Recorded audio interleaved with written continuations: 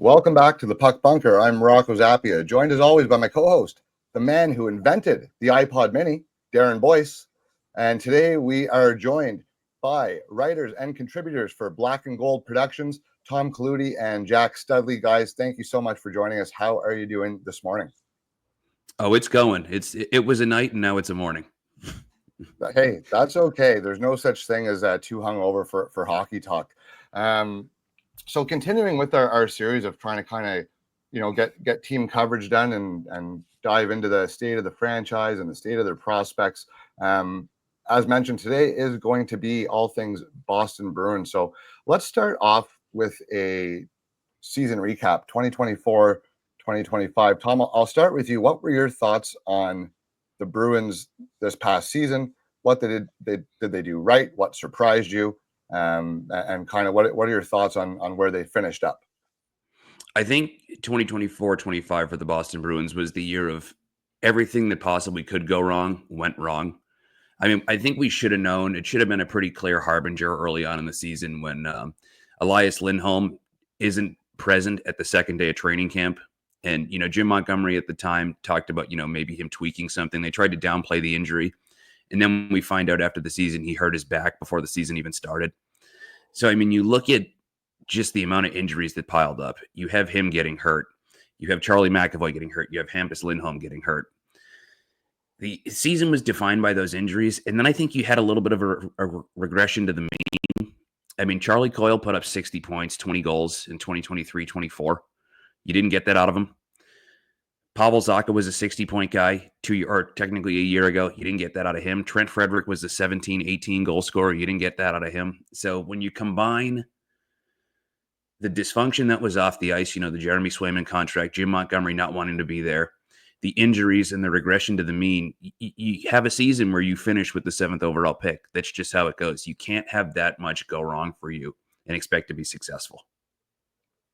Yeah, agreed. It was just all the stuff from before the season, really, all the dominoes were falling as the season fell in. And then once Montgomery got fired, it seemed like the scapegoat fire at the time, but it really didn't seem to fix anything. It didn't seem to right the ship. And then it wasn't tough. It wasn't fun to watch the end of the season this year, especially once the deadline came around and everybody packed their bags and got moved. And if you want like a real insight into how badly this season went, I think it was Frank Saravalli in his preseason. He does like a preseason podcast series, and he talked with a couple members of the Bruins and Jim Montgomery about how great the culture is and how they continue to turn over talent and compete year in and year out. And Montgomery said their expectation is to make it to the third round. You got to get past Florida, make it to the Eastern Conference Finals. And you could not have been further from that. Like, not only did the team fail to meet expectations, but they had lofty goals. That's the sad part. And they still just fell woefully short. So can I ask, were those your goals to start the season? Did you think they could make the third round?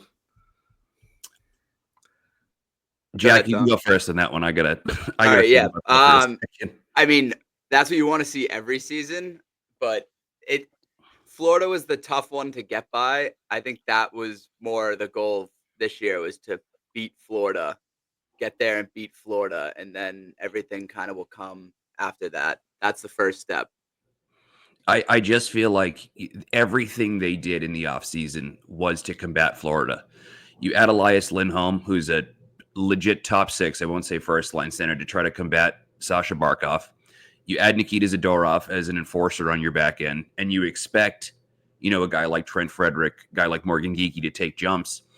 I feel like the expectation was for me, you took Florida to 6 games, and if you in 2023-24, and you get a couple bounces, maybe you take them to 7. So my expectation was give Florida a series in the second round.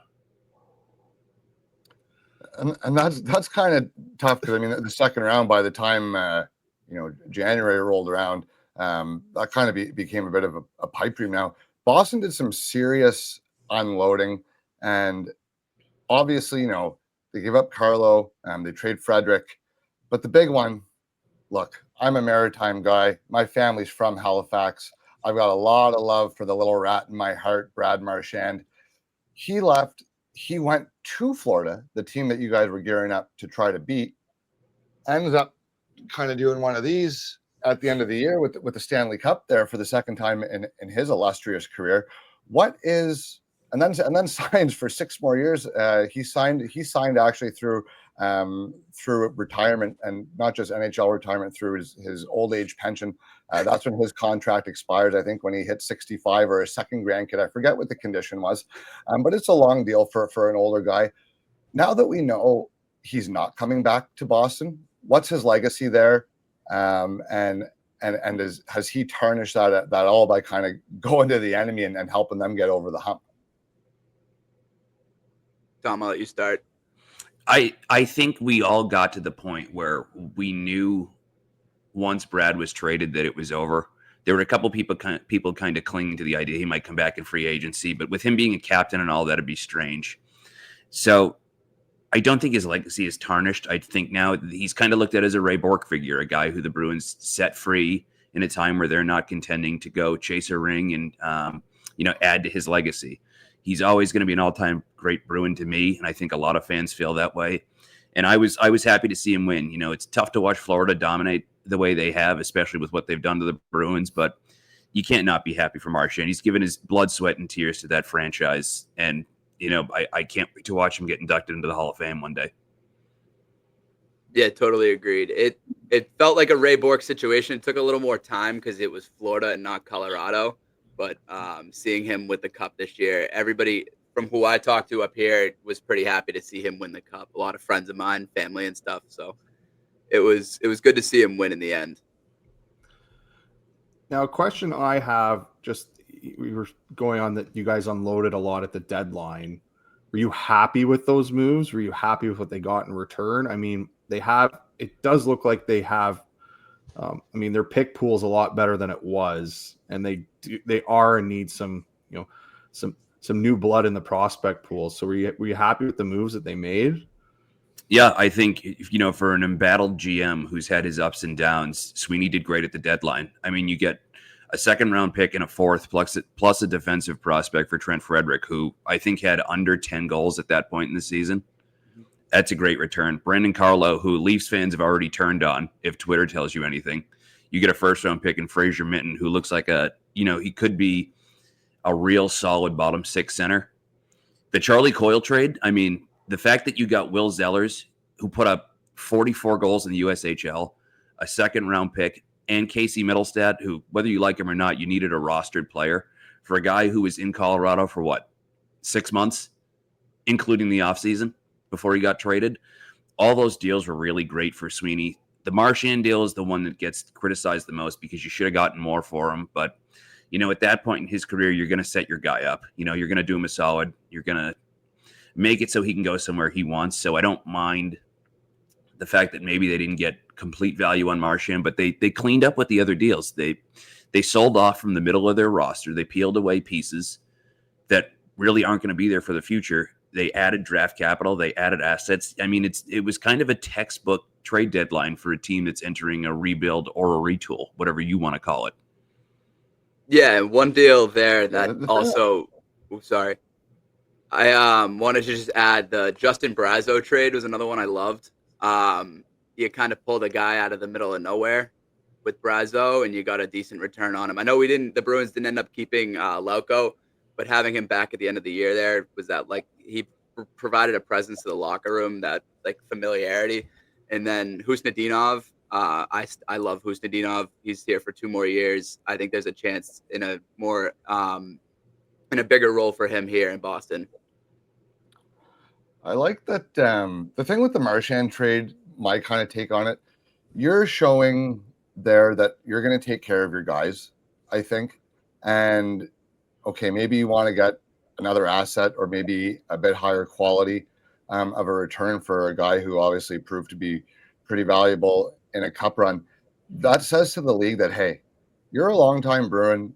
Like you said, blood, sweat, and tears for the organization. You give us that, and we're going to give you some love back, especially at the end of your career. So I think most Bruins fans can kind of understand that from a long-term reputation sense, that Boston's still a place that takes care of their players. And NHL's a small world, so I think that kind of stuff matters to guys, especially when you're trying to attract names to get over the hump one day again in the future. Now, the 2025 draft, Boston had a great opportunity here, picking 7th. There was kind of a group of 7 to 8 or 9 or upwards of 10 guys who were kind of consensus above the rest of the pack, and you guys were in a place where you couldn't really lose. You weren't going to have to make many decisions on the pick because someone was just going to kind of fall into your lap. And lo and behold, it ended up being local legend James Hagens. Not local, but you know what I mean. I mean, he's going to school in Boston. You guys are going to adopt that boy as one of your own in no time, I'm sure. What were your thoughts on that pick? He's not the typical big bad Bruins selection, but he might be the highest skilled player you guys have drafted since Tyler Seguin, maybe, in terms of pure offensive ability. So Pasternak notwithstanding, that's a pretty big one. What are your thoughts on landing James Hagens? Are you happy with the pick, and did you even think he would be there? No, I think that's a gift from the hockey gods. That was I love the pick. I think he had a great season at BC. Although it was disappointing, he had high expectations. I think this pick, he showed us at development camp why he's so great. His skating is really precise. He focuses on the small things, but he's also got the mind that like an elite hockey player would have. I believe it's a great pick. I can't believe it still that he's on the Bruins. I watched a lot of BC hockey this year, just because he was on the team. He was the consensus number 1 for a long time. Might as well see this talent if it's on the TV. Never once did I think he'd end up in a Bruins uniform. So it's still to this day it doesn't feel real almost. The Bruins needed an elite playmaking center. And the fact that a guy who was projected at one point to go number 1 overall fell in our laps is nothing short of a miracle. And I get it. The size is something everyone's going to point to. Does he have that upside where he can be a true 1C? But I think we got to the point, going through all the different machinations of the draft. Is O'Brien going to fall? Is Frundell going to fall? Do they, kind of reach and take Brady Martin? It kind of got to the point with me where it was just take the best guy on the board. And I think the Bruins were really lucky that the best player on the board was pretty clear and cut. There was no real debate that Hagens wasn't the best guy still available. Local ties aside, Jack talked about him at development camp. His skating, his edge work, his agility, it's just a step up. It's really interesting, when you're watching these guys who are all competing to play in the NHL, and one of them is just a step above because he's that gifted as a skater, things that are kind of tough to teach. So really happy with the pick. I don't think there's any criticism for the way they went about it, and excited to see wherever he plays next year, how he does.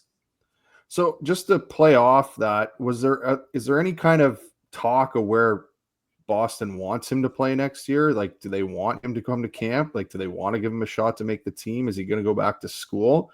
And the second part of that is do they see him as a long-term centerman? Is that the plan? They're going to try him at center? I'll go 1-2, or yeah. Jack, you can cut in whenever you'd like, because I've been talking a lot. But James Hagens, I will say, really wants to be a Bruin. He talked a lot in development camp about wanting to be a member of this organization as soon as possible. Jack, I don't know if you agree. It feels like the team, it leans a little bit more towards another year at college. Yeah, I definitely agree with that. And I think when you look at long-term projection, I think their plan is to keep him in the middle. They hyped him up all week. If you look at their socials, it's all James Hagens. And I think they're really ready for him to be one of the next faces of the franchise. And I think that's the case with the draft pick. You keep him at center. You let him take quite literally center stage and go from there. Unless maybe, Gavin McKenna comes along next year, you draft another generational guy, something like that happens. Maybe they move him to the wing, but I really think they like him in the middle. Yeah, and that's something that we had.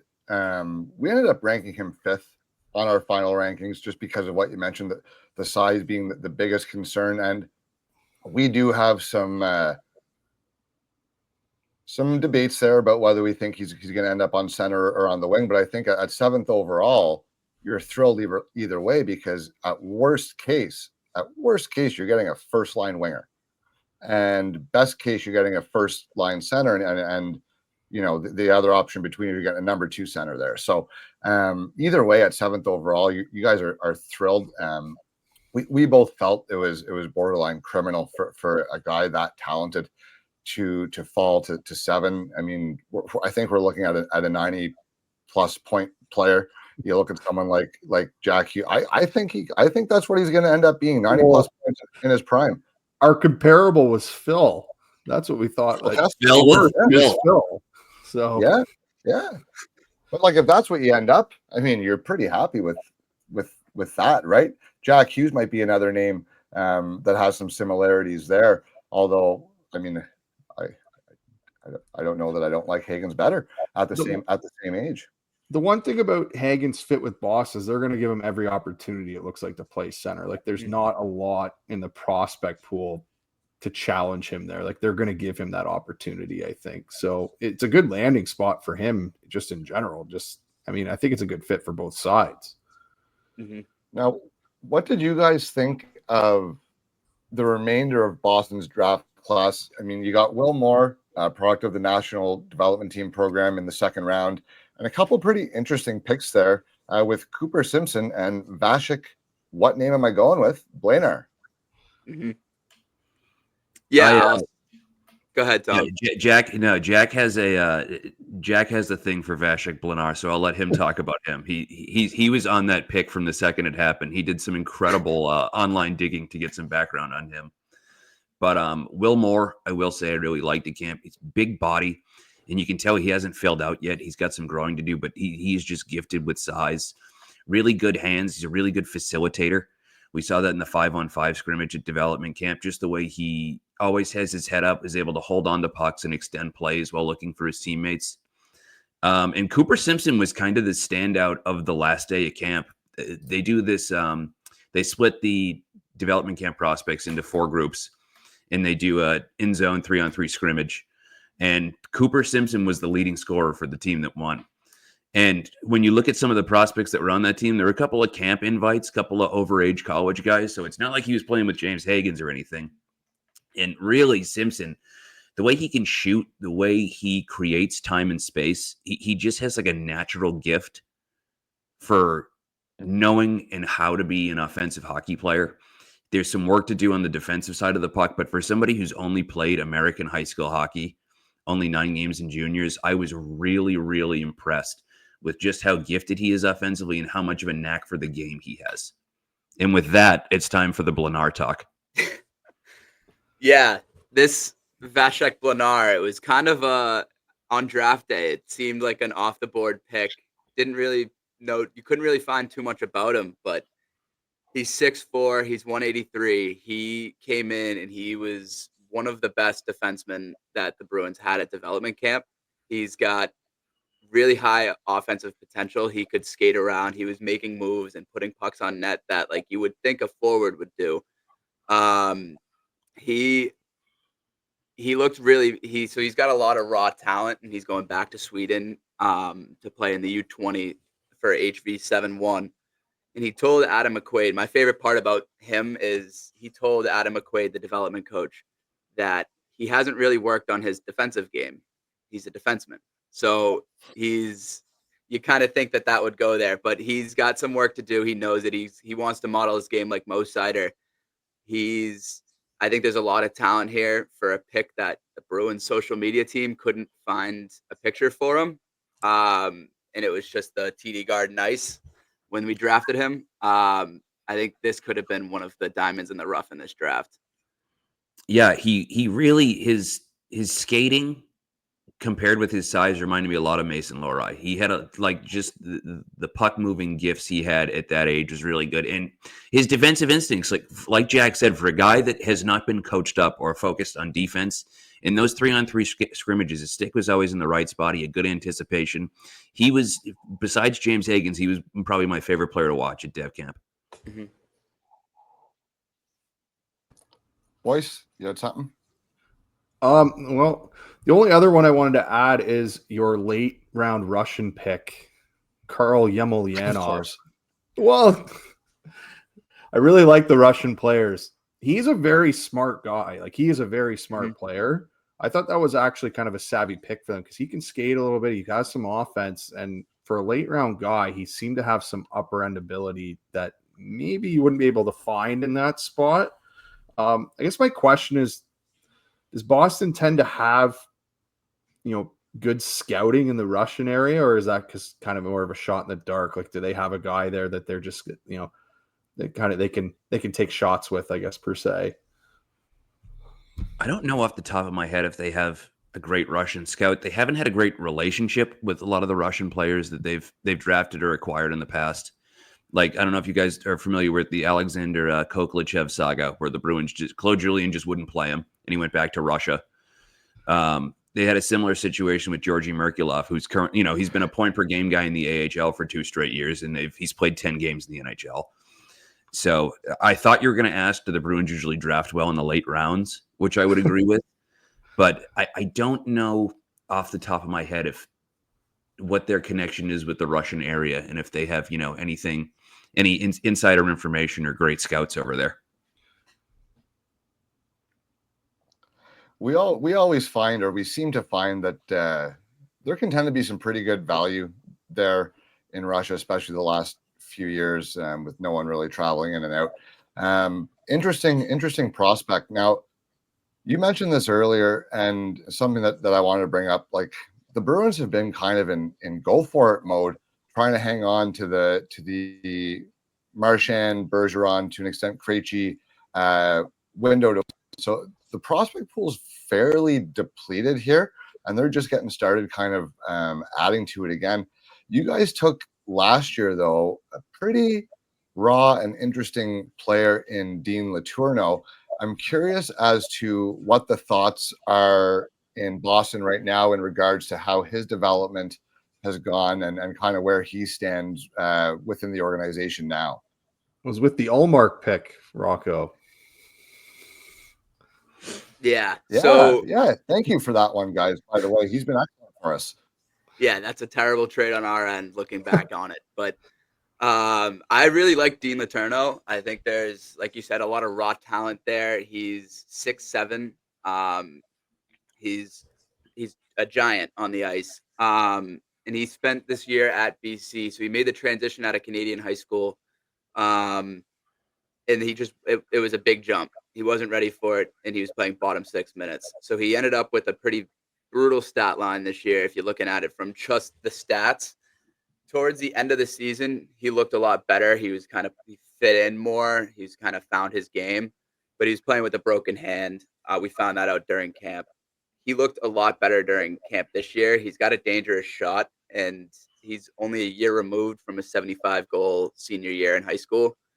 So I think there's still a lot of talent with his shot, and his playmaking he's gotten better, and he's established himself more in the net front and on the boards as a physical presence last week at development camp.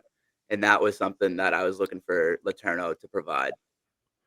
He's got really good hands for a guy that's 6'7". Like he's really good with maneuvering the puck, trying to beat guys in tight spaces. And like Jack said, I think, he was drafted as a long-term project, but I think you saw him take steps from last year to this.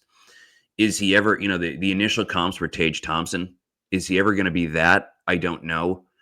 But an interesting comparison I heard this week, and I brought it up to a couple friends, is Brian Boyle. Can he be a legit third line cameo as a second line center, play shutdown minutes and chip in offensively? I think if you get that out of him, then it becomes a value pick. But it's going to be a long road for Letourneau. He's still growing into his body. I mean, there's a lot of just filling out he has to do. And I think he's still trying to, figure out how to skate well in his body. Not to say he's a bad skater, just, learning how to use a 6'7" frame the right way and well. But he took steps forward. And if you're a Bruins fan, you have to be encouraged by that. Yeah, and I think that's what you guys wanted to see from him was that big step this year, because last year obviously there were some struggles adjusting to the NCAA game and the pace of play and figuring out, like you said, how to use that big frame and those tools. You mentioned Tage Thompson, and that same draft year there was another guy, Riley Tufte. So that was always a thing with Letourneau. Do you think he's Thompson or do you think he's Tufte, right? And that's kind of his range, because he could be absolutely anything here. If a guy that big figures out the nuances there, that could be a pretty exciting prospect. Now, within, do you have something on Letourneau? Do you want to add? Yeah. What does the fan base kind of feel of that pick? Like, is there enough patience with the fan base for that pick, or are they upset? Because like Liam Greentree went right after that, and he was kind of the consensus guy on the board, and he was the big kind of offensive type player. So I guess that's the question. How does the fan base feel about that pick? Not happy. Not great, boys. Not great. They're not happy. But it's a lot of people looking at the games played and 1 assist, and they're not in no goals, and that's kind of what the fan base is seeing. If you were watching the games, you would notice the impact he had, especially on the back half of that BC season. You notice Dean Letourneau on the ice. So people are looking at numbers and they're not happy. Yeah, I think oh, sorry. Go ahead, Tom. I think you see the first round pick, you see the size, and you see Boston College, and you think, all right, this guy has to, like, you're on one of the best teams in the country. How do you not produce? And, it's one thing to have a down year. Like James Hagens had, quote unquote, a down year with a point per game because everyone thought he was going to be a lot better. But to have the kind of year Letourneau did, I get it from a sense because, this team and this fan base wants the instant gratification, but it's a little unfair to the kid. It's gotten almost cruel at some points. Some of the things they're saying. Well, that's pro sport fan base for you. But you mentioned Letourneau 0 goals this year. He's still averaging almost 40 across the last 2. So there's a couple ways to look at stats, right? They can be manipulated to say kind of what you want. And I think the key is actually watching the kid and seeing what kind of impact he has. And in college, it's hard to score in college, especially without power play opportunities. It's very tight 5-on-5 there in the NCAA without a ton of high-end scoring chances. So I think everyone maybe needs to take a big deep breath and realize that you got a 6'7" kid who's out to prove something, and hopefully that'll be good enough for the Bruins faithful once they see the improvements. He probably would have benefited from the CHL, Rocco. He probably would have benefited from a year or two from the CHL. Then go to college. I talked about this. I talked about this last year, Boyce, extensively when I was going over Letourneau. That I never understood the path he was taking for the life of me. That's a guy who should be playing 3 to 4 years in the CHL, and then moving on. But I digress. There's more than one way to get it done, right? So you got to trust that him and his advisors know what they're doing in that sense. Now, is there anyone else in the Bruins system? Because I mean, we've really covered, again, the system is quite bare because it's been win now mode for so long for you guys, and nobody feels bad for you at all. I can assure you that. But is there anyone that we really haven't mentioned that maybe the casual fan or even a guy like me and Boyce might not be super familiar with, that down there in the depths of the HF boards on Bruins land, you guys are like, hey, we got a guy here that no one's really talking about? Yeah, I don't know if Will Zeller counts because 44 goals in the USHL. When I talk about Bruins prospects that I'm really high on, the 2 guys I look at are Oscar Jelvik and Chris Pelosi. Jelvik I think he was over a point per game when he was on Cutter Gautier's wing last year. BC tried him out at center this year between Ryan Leonard and Gabe Perreault, and he's not a center, so bad idea. Then he got hurt, so he wasn't, his numbers were a bit down, but he was trending in the right direction, and then he got hurt. Adam McQuaid said at Dev Camp he's recovering from shoulder surgery, should be ready for the season. But he's a guy, smaller but speedy forward, sees the ice really well, has this kind of knack for seeing plays develop in real time and kind of reading the ice, making plays before they happen. So he's one guy. And Chris Pelosi, he really turned it on. He's a center, second half of the year at Quinnipiac. For an incoming freshman to be put in the top 6 and to play the way he did down the stretch is great. He's just a really gritty, really polished, really mature forward for his age. And I think he's somebody that has he's not flashy, but he has the tools to be an NHL player, and I think he could be a really solid third-line center one day. And another guy, he just made the transition from the Hockey East to the Providence Bruins.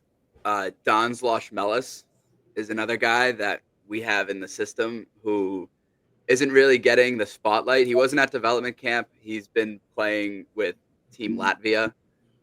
He was at the Worlds in May, and he's an Olympic hopeful in February, but he just moved from UMass Amherst to Providence, and in 6 games, he had 12 points. He played in their playoff run before going to Team Latvia for the Worlds. I think and then at Worlds, the story came out after Canada played Latvia. Crosby went and found Zlochmelis after the game and let him know that he played pretty well.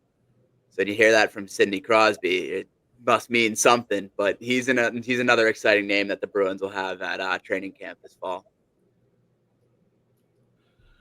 So I guess looking at their prospect pool in general, what would you say they're kind of lacking, especially in upcoming drafts? Is there a type of position that they need to kind of be addressing? Is there a specific player type? Is there something, is size supposed to be, or speed, or, some sort of skill that they should be addressing? What do you think they're kind of missing right now? 2 targets that I had for this draft were a right-handed defenseman and a goalie, and we got neither. So still a right-handed defenseman. I think we brought in some goalie prospects. We brought in a kid from the Czech Republic, and we brought in the goalie from the Troy Riviere Lions. I don't know if I'm saying that right, but from the ECHL, he just won MVP of the Kelly Cup. Now he's on the Providence Bruins. So we still don't have any right-handed defensemen. You said that pretty good. You said that pretty good. I'll get sweet. I wasn't sure if the Boston accent would come out there. Hey, you did great. You nailed that. Sweet. Thank you. Getting a little dicey with the French there, Jack. Yeah, not my forte. But the defense is kind of a black hole right now for them. They have a guy in Frederick Brunet in Providence that could be ready to make a jump in a year or two. Jackson Edward is another guy who they're high on, big physical defenseman. But after that, it kind of tails off. Loke Johansson is a guy they drafted in the 6th round last year who's kind of skyrocketed through Moncton. Played really well on their second pair. Pretty sure they won the championship in the Q. They won the Q, yeah. Yeah. Adam McQuaid said he's ready at least for Providence next year, so he could be coming. But after that, not a lot of high-end defensive talent. I think you have guys that could maybe fill a middle or bottom pair, but they really need defensemen. And, with goaltending, they have Jeremy Swayman, so hopefully if he's, back to normal, he's your goalie for the next 10 years, but it would be nice to have a little bit of organizational depth. No, and that's fair enough. Now, you didn't get to address the right-hander or the goalie, but you did come away with James Hagens. So I think given the choice at I think you did okay this year, and obviously they're in a position where they're probably going to be acquiring picks and prospects fairly regularly here. They have 2 firsts next year, Rocco. So, well, exactly. So plenty of opportunities to address those things. Now, off-season thoughts. How have you guys felt? Maybe I'll start with Jack here. How have you felt? Because you look like you have an answer to that question already. How have you felt about the Bruins offseason in terms of the trades and signings and other organizational moves that they've made so far? Are we looking at a successful offseason here, or have they kind of screwed the pooch a little bit? Yeah, it's confusing because at the end of the postseason press conference, which was a disaster, we were told that scoring and offense was going to get worked on, and that was going to be the improvements for this summer. Tanner Jeannot, Sean Corrali, and Mikey Asimont do not address scoring. So those are your big 3 signings. And Arvidsson, I like the Arvidsson trade for a 5th. That's fine. But man, the contract and the term that they gave to Jeannot, pick one to go over on. Don't go both. I like the player. I don't like the contract. I think he's gonna win the crowd over when he starts beating people up. That's what happened here with Nikita Zadorov. He beat Sam Bennett up, and all the Zadorov talk went out the door. Everybody loves Zadorov. But yeah, this offseason was a really confusing one, especially with the direction we were told we were going in and the direction they did end up going in. I don't really know how it's gonna like where the answer lies, unless if you're looking at a Blue Mel or an Alex Steves to be those goal scorers. I don't know if you address the scoring like you said you were going to. I don't like when management tries to pull the wool over my eyes. And Don Sweeney, like Jack said, he talked about he wants to evolve offensively. He said Marco Sturm's going to be a big part of that, bringing his offensive system in. And he said we need to upgrade on the wings. When they traded for Victor Arvidsson before the noon or 1 o'clock, I forget when free agency starts. But when that trade came down, I'm thinking to myself, okay, Arvidsson would be a perfect piece on the third line. You fill in with, your mountains of cap space, somebody on the second line, and maybe you're looking at a decent team. You bring in Janot, you bring in Corrali, you bring in Asimon. It does two things. It does not help you with goal scoring, like Jack said. It does not help you evolve offensively. And now you have probably 6 or 7 bottom 6 guys that are blocking your young talent that it's going to need time to marinate in the NHL. I mean, they have 5 or 6 guys under the age of 25, whether it be Fabian Lysell, Georgi Merkulov, Fraser Minton, Matt Poitras, Murat Husnudinov. And now they're going to be fighting with Tanner Janot, Mikey Asimont, Sean Corrali, John Beecher, Mark Kastelik for ice time. I mean, at some point, time in the AHL is great. Everybody, I think a lot of players need it to adapt to the pro game. But at some point, you're going to need to let your young guys play. And what frustrates me the most about Sweeney's offseason is he didn't stay true to his word. And then he blocked his prospects. 2 things that he's been criticized for in the past. It's like it's the definition of insanity. They're continuing to do the same thing over and over again. And maybe they have this grand plan next offseason when the free agent class is better to spend big.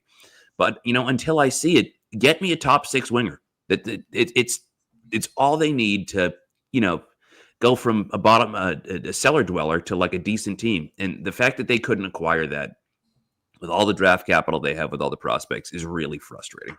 So we're not expecting Tom, Tanner we got Janot. half a decade of Janot. We're not expecting Tanner Janot then to return to 20-plus goal form. I got the sense that's kind of what you're saying here.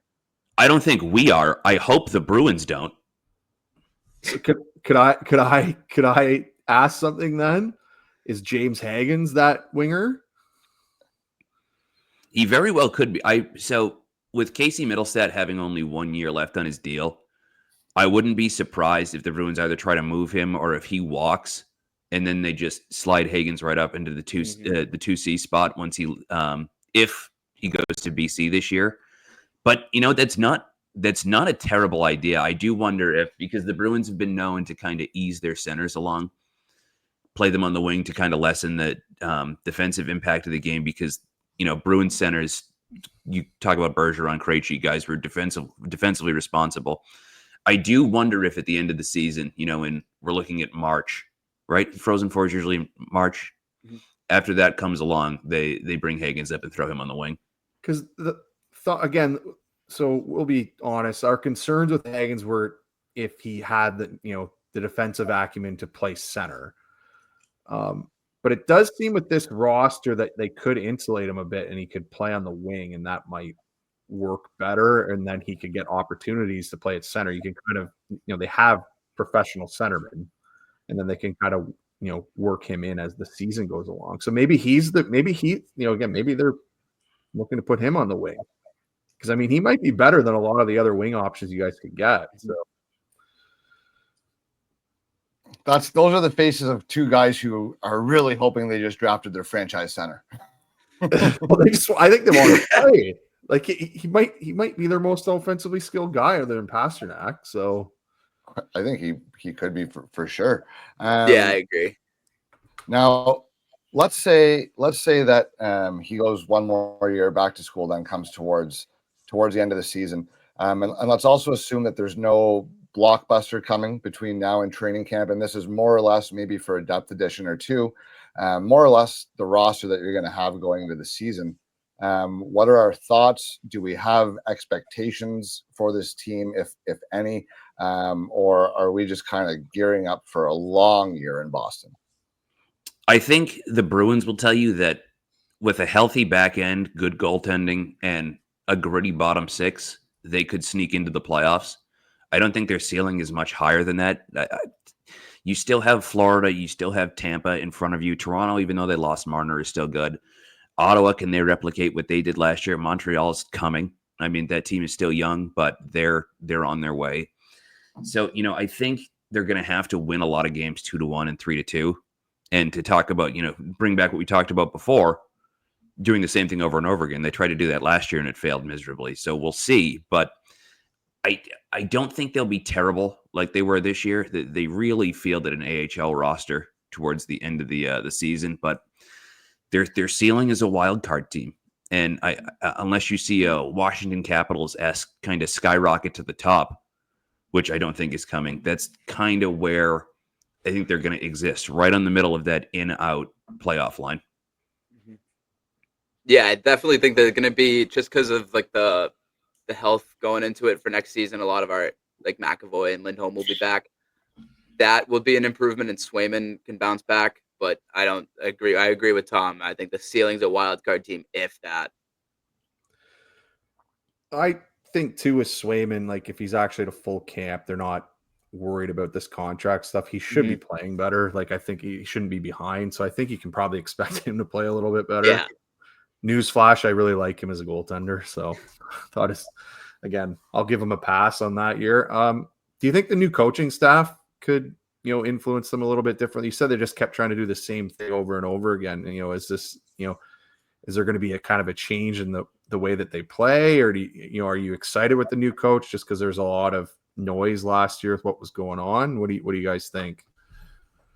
Yeah, I think Coach Sturm, Marco Sturm, he's kind of like the players' coach is what we've heard. So I think that kind of having that and carrying that with us is going to be huge. But his time here lined up with Sweeney and Neely. They weren't president and GM. They were vice president and assistant GM when Sturm was a player here. So he kind of knows the expectations. I think we're going to see a lot of that defensive style hockey that Tom was mentioning, winning games 3-2, 2-1, where it's going to be like that. But bringing in, I was a huge fan of the Steve Spot hire, just because of all the experience he's got. He was with Peter DeBoer for the last 10 or 12 years.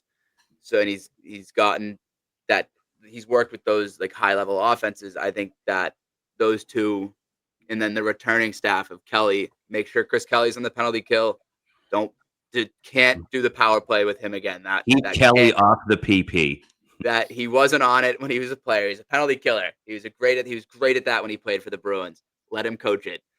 And then Jay Leach, he only has been here for a year. He's been a name that's been hot for a head coaching job the past couple of seasons. So I think keeping him around too is also a good move. I think this coaching staff going forward is going to be a lot more grounded and clear in what they want.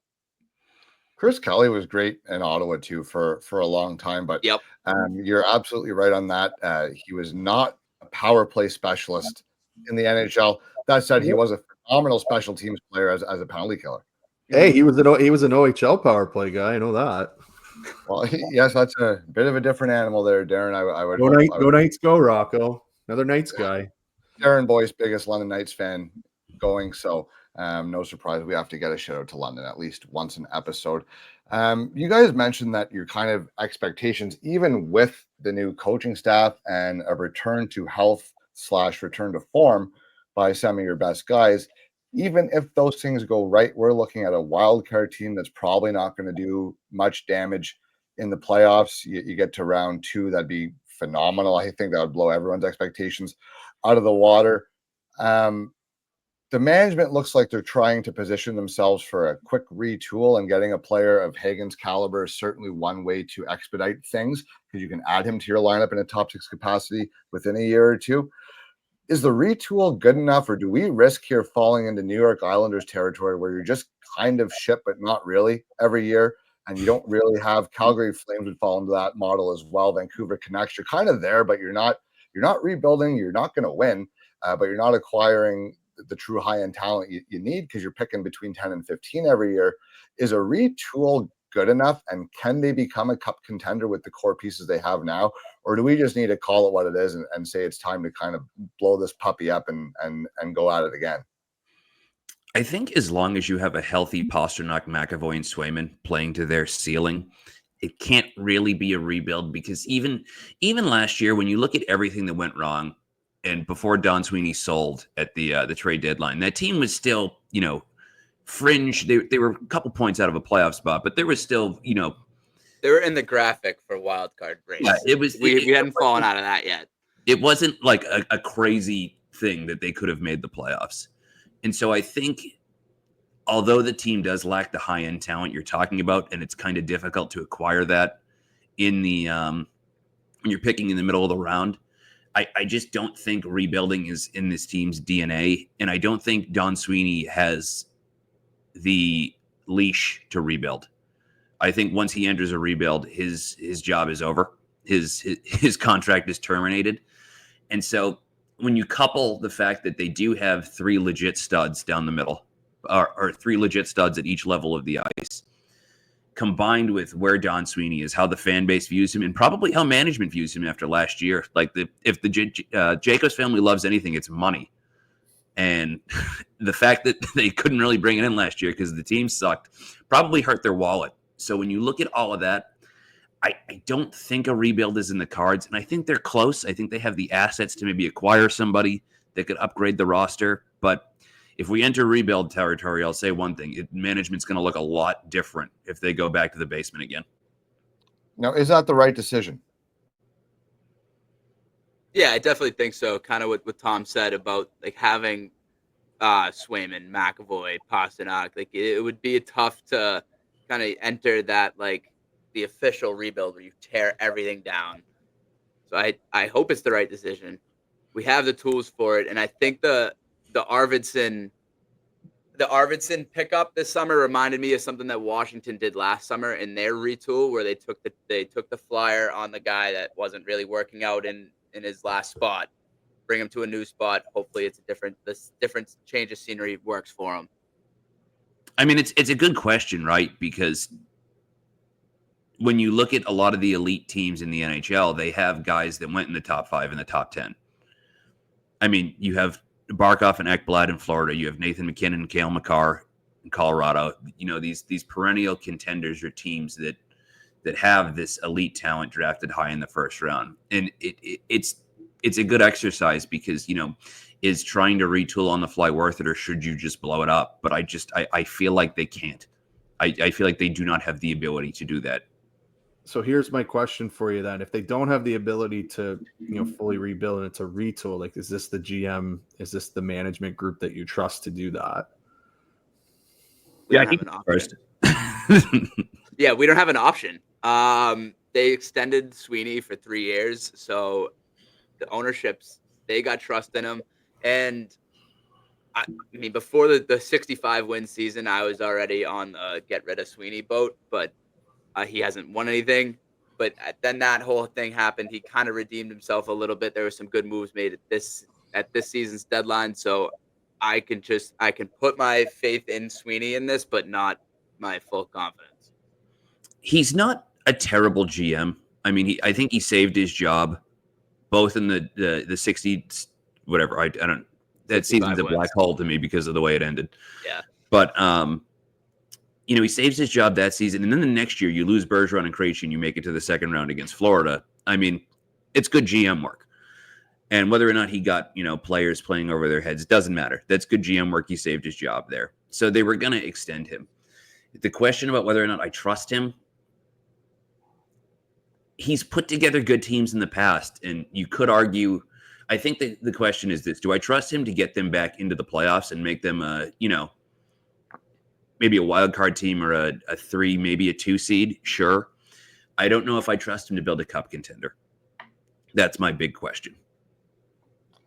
Yeah, and that's fair. And that's kind of, I look at the Boston roster, and it's like you said, Swayman, McAvoy, Pastrnak, Hagens, when he gets there, those guys might be too talented to allow you to be bad enough to get those top 5 talents. But, geez, it is hard to win. I mean, and you said the guys on Florida, but I mean, Reinhart second overall, Bennett third overall, Kachuk I think was sixth overall pick. They have plenty of high end talent. You got the McKinnons and the McCarrs, but they also had Gabe Landeskog at the time. Val Nichushkin was a top 10 pick. It's very hard to get there without it. So you guys are kind of in an interesting spot. I wonder if a very strong free agent class next year, with the cap jumping up significantly, I think we're going to see a lot less re-signings next year than we did this year because of how much money is going to be out there. So maybe you can fix it there, but it's in dangerous territory where you're too good to move forward. You almost have to take a step back before moving forward. Boyce, go ahead. Well, just looking at again, you mentioned those top three kind of studs they have at each position. They're also worth a lot on the market to a lot of teams, and I think a lot of teams would want to fit them in even at their cap hits. So it is kind of, how long do you wait it out with the retool until you have to kind of look at moving these guys, or they start going, start losing value because they're getting older. That's another part of it. But one thing I was going to ask, so they have the Leafs first next year, by the way. I always love the Leafs slander. They have their pick. Then the year after, they have Florida's and Boston, like yours again. Mm-hmm. So you have 4 firsts the next 2 years. Do you think they possibly move any of those and what would they move those for? Would it be that top 6 winger? Like it would be an impact guy probably? I think it would be malpractice for them not to move one of those for a top 6 winger. And even it could be a center. Is it, did they take a risk on a guy like a Marco Rossi? Did they try to find one of these guys that's maybe not happy in his current situation? But it gets back to the question, if we're truly retooling and we want to be back in a year or two, you have to move those picks for NHL talent. Prospects break your heart and they take a while to develop. If the Bruins want to get back into the playoffs and become a quasi contender, you have to move that draft capital. Marco Rossi's an interesting name. I didn't even say that, but that's good. All right. That is intriguing. All the lists I've been trying to compile this spring and summer of guys they could acquire. He's just so interesting because they haven't come to an agreement yet. And everything you read, whether it be Elliot Freeman, Frank Saravalli, Dave Pagnotta, it's just everything is not good in Minnesota between Bill Guerin and Marco Rossi. So I'm really interested by that situation. He's smaller, but he can play. Talented. So he's very talented. So doesn't necessarily fit the picture of what I would close my eyes and picture wearing the B, right? Mm-hmm. Well, I think that could be a problem that Don Sweeney has had, is he's thinking too much about the past Bruins and not about what they need to be in the future. And that's yes, and that very much could be the case. Now, this year coming up, it could provide a lot of clarity for Boston in terms of what direction they're moving. Was last year a blip in the radar, or are they really on the downturn now? For you guys, what do you think this year upcoming? What do they need to do for it to count in your mind as, hey, this was a successful season? Is sneaking into the wild card good enough for that? Are you looking for, hey, we see a maybe strong draft class here, we got to really suck for a year and call that a success because we're getting another high-end piece? What are you hoping for this year, I suppose, is my question. More of like the expectations are kind of the same, but with a little better. So obviously the wild card would be the answer to that question. Like if we could sneak into the wild card, like that would be unbelievable. But there would have to be a lot that goes right, for that to happen. Like in Swayman and Geeky playing the way he did again, and Elias Lindholm picking up the way he played at the end of the season and at Worlds. There would be a lot that we kind of need to see in order for this season to be successful. I almost feel like, and this is going to be contradictory to everything I just said, but I almost feel like it's not about the record at the end of this year. I need to see some development. I need to see Morgan Geeky put up the same numbers, like Jack said. I need to see Mason Lohrei improve his plus-minus and keep improving his defending. I need to see one of Fraser Minton, Matt Patra, or Fabian Lysell establish themselves as a middle six player. If I see that progress and they don't make the playoffs, I'm fine with it because they're moving in the right direction. They'll add James Hagens. Hopefully he's ready. And then you can, you've had your down year and a half. You're ready to take your jump next year. But if they just make the wild card on the back of a David Pastrnak monster season and, Jeremy Swayman putting up Vezina numbers, it's a success because, you get to watch playoff games, but it's really, it's an empty victory. It's a paper tiger type thing because it's not really what you need to be long-term successful. And adding on to that, I think having a first-time head coach will kind of ease the season for the whole team. He's going to make mistakes. It's his first time. So let him do that in a year where we can not throw it away, but it's almost like there's more goals than just making the wild card. Like the development matters this year.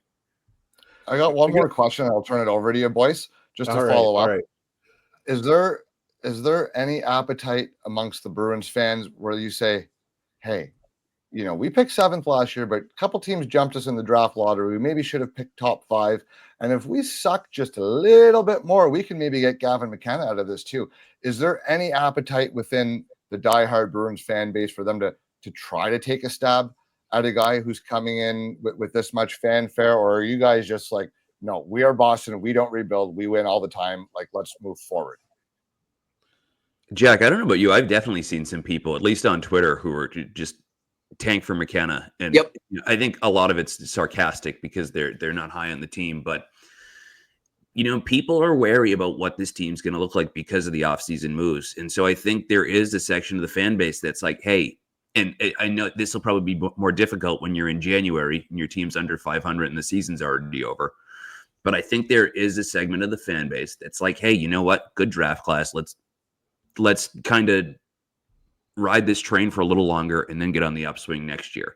I don't know if I can do that, especially covering the team. Being in that building last year, it was like a funeral home towards the end of the season. It's like a morgue. It's quiet as hell. And that's terrible. You never want to see the Garden like that. So some fans might want that, but I'm not one of them. Makes me feel a little bit better, Rocco, that it's not just the Sens that are just in depressed mode for years on end here.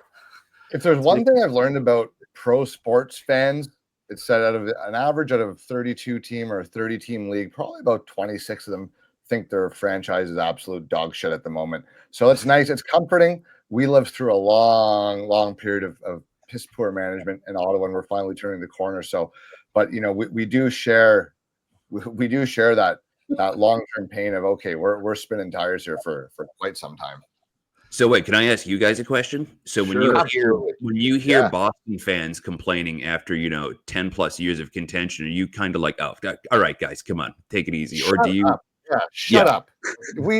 You're getting no pity. You guys won a cup in 2010, and you had a couple other chances, and I've never seen a Stanley Cup in my lifetime. So until I do, the amount of pity I have is very small.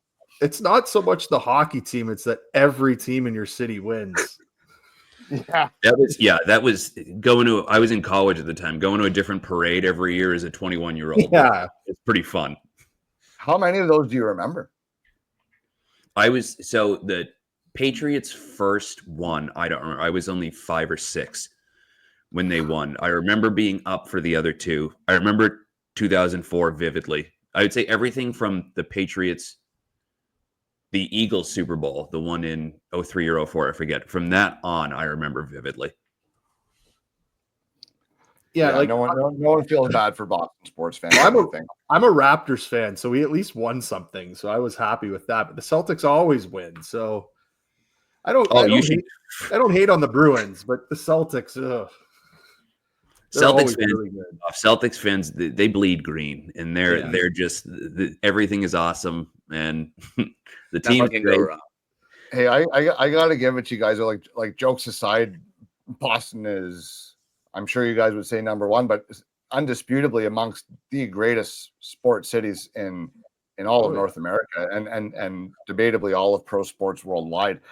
You guys live and die by your sports franchises, and something that I commend. We've got one team in Ottawa. I mean, we've got some other pro sports team. We've got a CFL team, but That's a joke to you guys. So as far as the major sports are concerned, we live and die by our Sens, and hopefully they have a better year. Boys, do you have any other topics or questions for the guys that you'd like to touch on here? Yeah, I want to hear what they think the team's going to be next year. What, as of today, what do you think the record's going to be? What's going to happen this year? Well, let's pose it to you this way: first round of 2025 or 2026 draft, the Bruins are selecting blank overall. 9th. 13th. No man's land, guys. I really think it's going to be no man. Like they're not good enough to suck. I mean, they really are. I mean, they had, at one point the second line was Vinny Lettieri, Casey Middlestat, and Cole Koepke at the end of the season, and they finished 5th in the league, but there wasn't a huge. I mean, they were really fighting for those points. I mean, they weren't totally far behind Montreal. It's either no man's land or it's the playoffs. They just, unless another catastrophe happens, they're not bad enough to suck. No, and that's fair enough. That's fair or enough. first overall would be pretty sweet. I got to give you one here. They might pick 9th and 13th with that Leaf pick. Yeah. Hey, hope so. I am very interested to see what that Leafs team looks like without Marner. Darren Boyce, the last couple of weeks since that Marner trade, has been like quietly getting a little louder about the Leafs maybe being on the outside looking in the playoffs, and I think Ottawa's going to finish ahead of them in the regular season this upcoming year. Listen, I hope so. I don't act like it. Well, how far ahead do they finish? You don't think Mitch Marner is going to cost them 3, 4, 5 wins in the regular season? That's all that they were behind. It could. Think about it. Think about it. Stranger things have happened, guys. Where can for our Puck Bunker fans who are seeing you guys for the first time, you've got your Twitter handles there beside your names. Where can we find your work for Black and Gold Productions? Blackandgoldhockey.com. Black N with the instead of and, it's an N. The letter N. It's cool. It's edgy. The chicks love it. Blackandgoldhockey.com for the girls. Jack, Tom, this has been phenomenal. You guys obviously know your team inside out. This has been very insightful for myself, and I assume for Boyce as well. Thank you guys so much for joining us on an early Sunday morning here. We appreciate you guys taking the time. We look forward to doing this again. And hey, if me and Boyce ever come down to Boston, can we count on you guys? Come to a Bruins game with us, and we can take us to the local spots in Boston. It's a city I've always wanted to visit, but I haven't yet. But it's up there on my list. Gotta have a drink at Sullivan's Tap before the game. See, we're going now. Let's go. Dude, I got a nice Italian name. I think the Bostonians will take me in as one of their own. You know, without much debate here. I'll work on my accent here. I know the Canadian's going to be pretty obvious when I get down there, but looking forward to meeting you guys in person one day and doing this again. Again, thank you guys for your time. This has been great. Boyce, we'll see you next time. See you later. For sure. Thank you for having us on. Yeah, thank you guys. It was a blast.